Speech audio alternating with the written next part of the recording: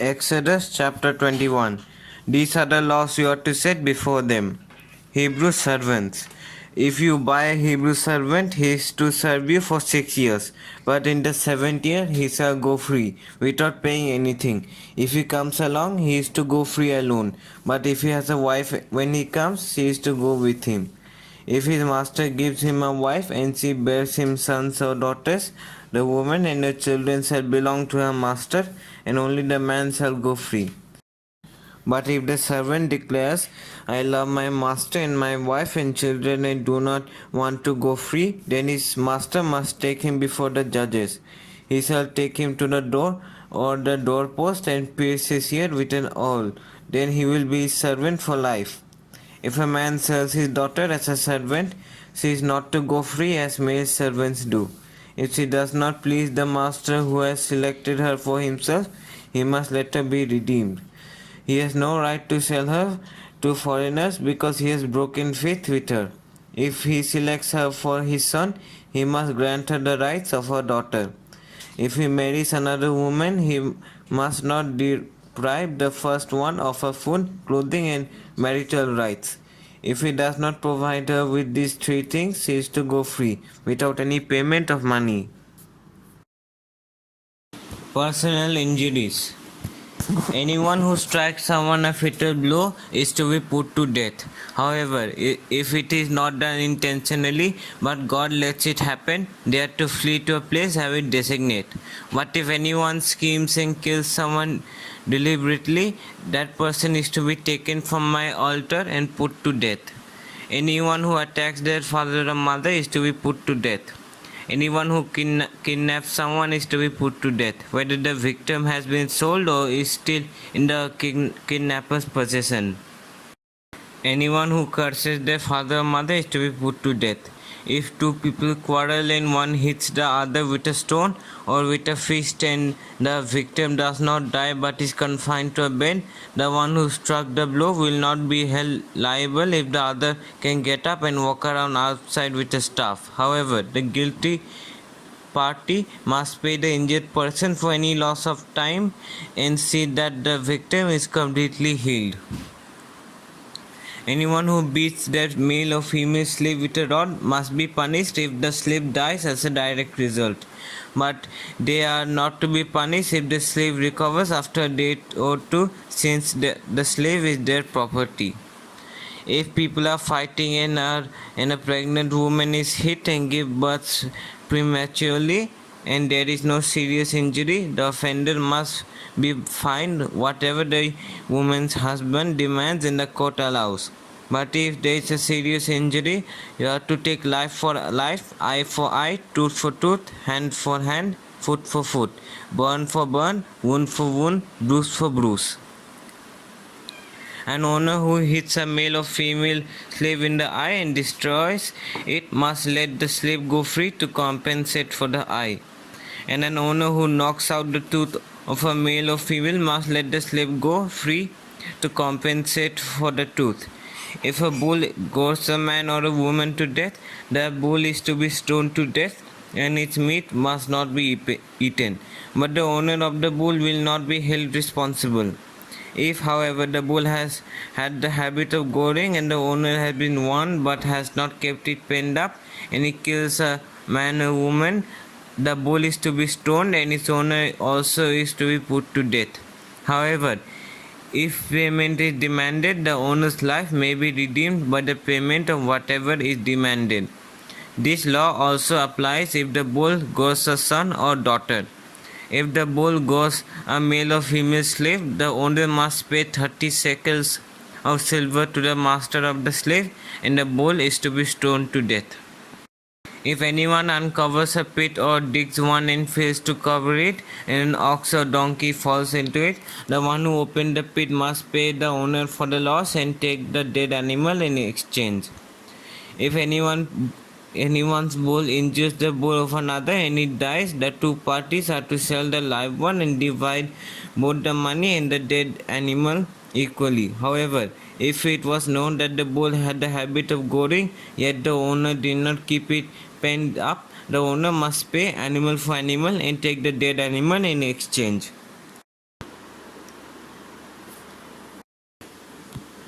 Exodus chapter 22. Protection of property.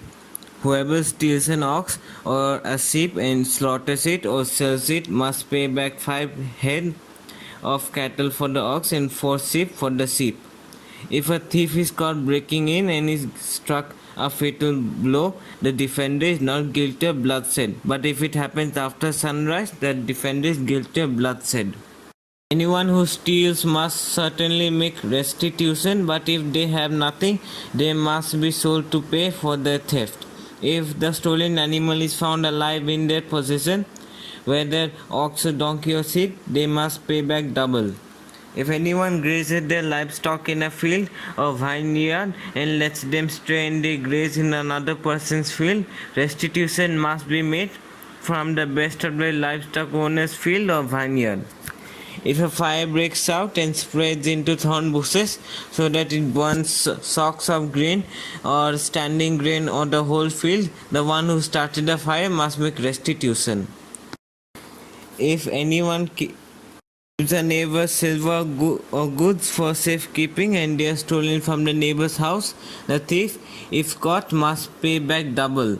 But if the thief is not found, the owner of the house must appear before the judges, and they must determine whether the owner of the house has laid hands on the other person's property. In all cases of illegal possession of an ox, a donkey, a sheep, a garment, or any other lost property about which somebody says, "This is mine," both parties are to bring their cases before the judges.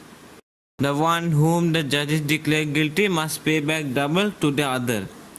If anyone gives a donkey, an ox, a sheep, or any other animal to a neighbor for safekeeping and it dies or is injured or is taken away while no one is looking, the issue between them will be settled by the taking of an oath before the Lord that the neighbor did not lay hands on the other person's property.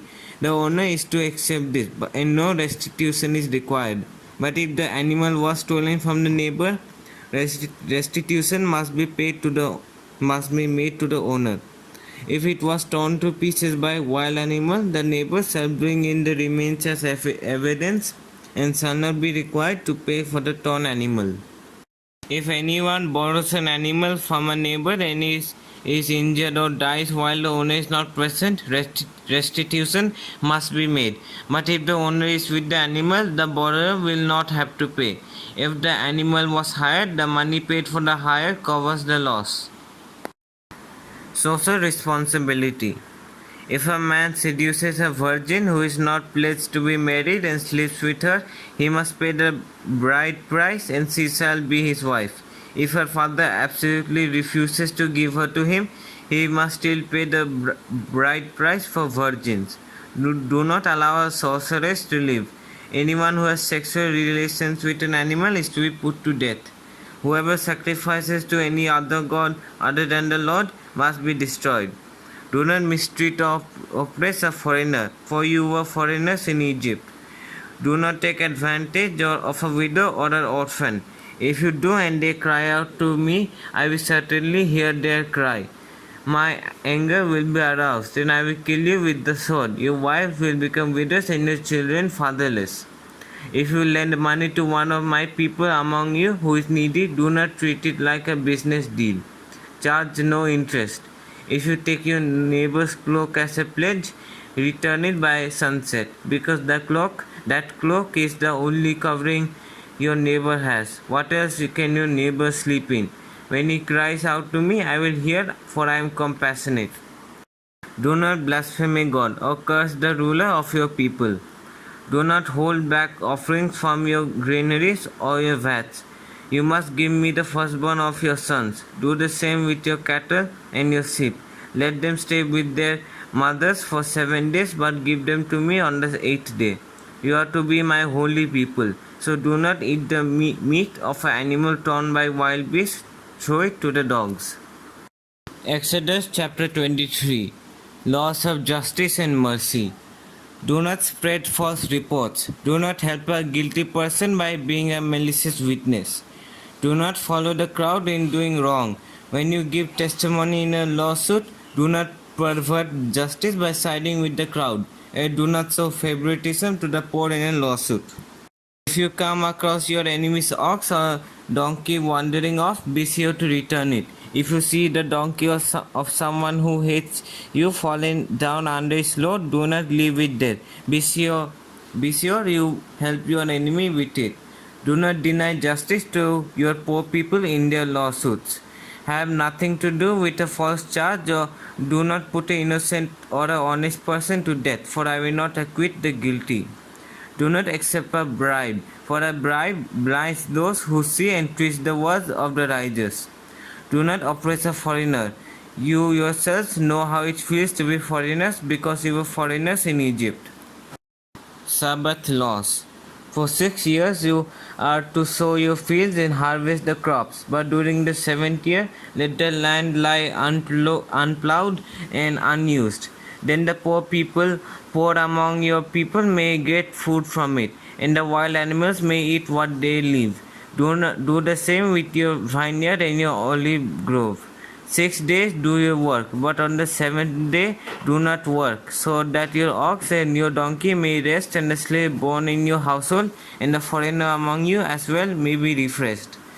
Be careful to do everything I have said to you. Do not invoke the names of other gods. Do not let them be heard on your lips.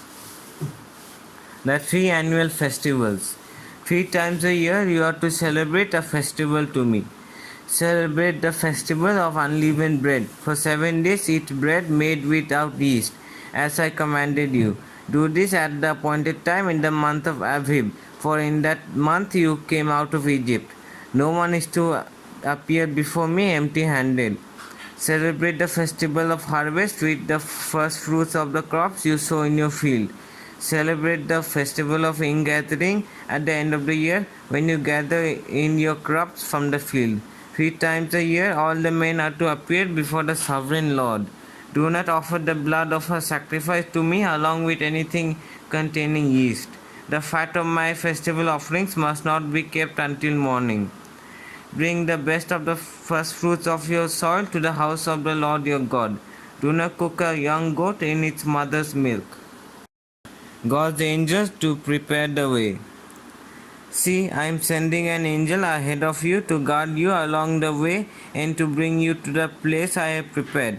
Pay attention to him and listen to what he says. Do not rebel against him. He will not forgive your rebellion, since my name is in him.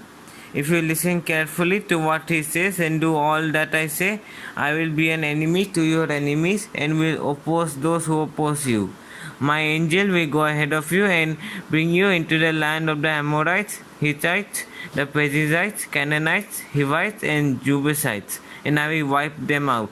Do not bow down before their gods or worship them or follow their practices. You must demolish them and break their sacred stones to pieces. Worship the Lord your God, and his blessing will be on your food and water. I will take away sickness from among you, and none will miscarry or be barren in your land. I will give you a full lifespan. I will send my terror ahead of you and throw into confusion every nation you encounter. I will make all your enemies turn their backs and run. I will send a hornet ahead of you to drive the Hivites, Canaanites, and Hittites out of your way. But I will not drive them out in a single year, because the land would become desolate and the wild animals too numerous for you. Little by little I will drive them out before you until you have increased enough to take possession of the land. I will establish your borders from the Red Sea to the Mediterranean Sea, and from the desert to the Euphrates River. I will give into your hands the people who live in the land, and you will drive them out before you. Do not make a covenant with them or with your gods. Do not let them live in your land, or they will cause you to sin against me, because the worship of their gods will certainly be a snare to you. Exodus chapter 24.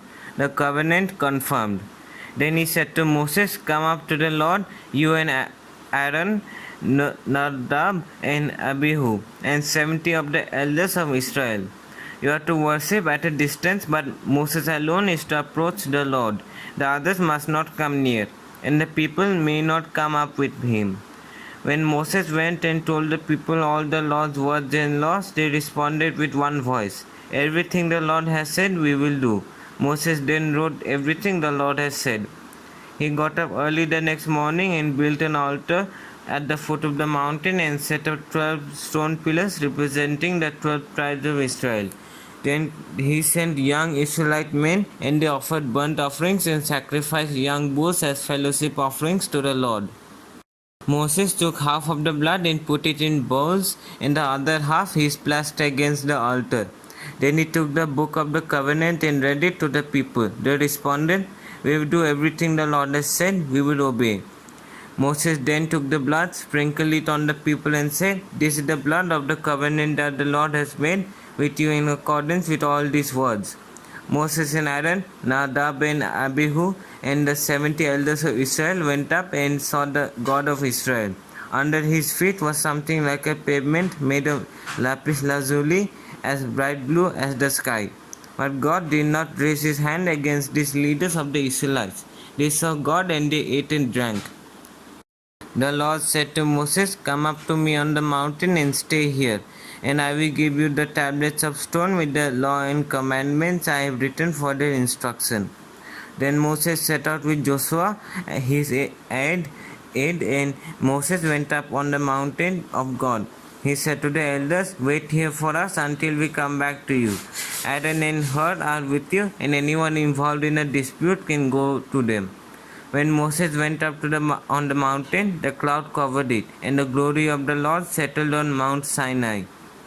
For 6 days the cloud covered the mountain, and on the 7th day the Lord called to Moses from within the cloud. To the Israelites, the glory of the Lord looked like a consuming fire on top of the mountain. Then Moses entered the cloud as he went on up the mountain, and he stayed on the mountain 40 days and 40 nights.